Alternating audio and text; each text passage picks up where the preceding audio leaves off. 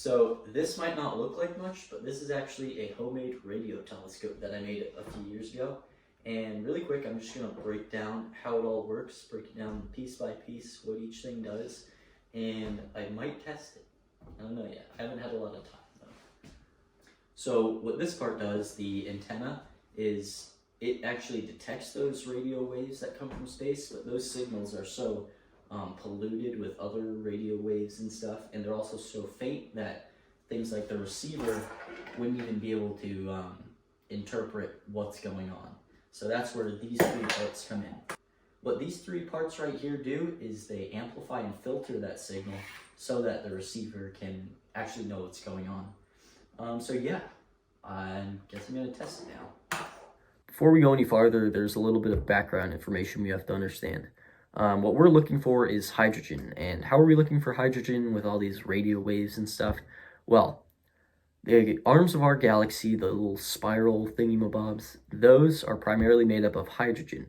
And in a hydrogen atom, two main parts play a role. There's the proton and the electron. Both of those spin. And when the direction of one of them changes, that emits a very specific radio wave. And once we know what that radio wave looks like, then we can determine what parts of the galaxy and the universe are made up of hydrogen. So that's essentially spectroscopy in a nutshell. Now we can go test it all. Not gonna lie, I was pretty surprised by the results of this kindergarten arts and crafts project. You see, I talked to a coach of mine with a lot of experience in the ham radio world, and his most important advice was buy quality parts. But did I do that? No.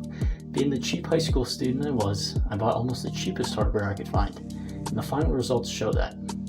Fully expecting this thing to be a complete potato, I plugged it in and gave it a shot for the sake of the commitment I had made. My results were as I'd expected, or so I thought. When I played around with it a little longer, I realized that when pointed in the right direction, the entire graph shifted slightly.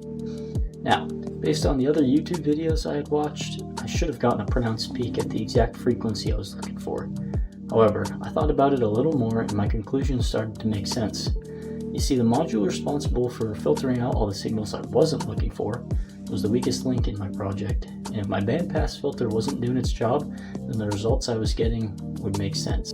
My best idea at what's going on is that the filter isn't filtering out all the other signals, so when I point it right at the hydrogen line, the frequency I want is coming through and strengthening the overall signal, making the whole graph jump because it's just adding to the background noise.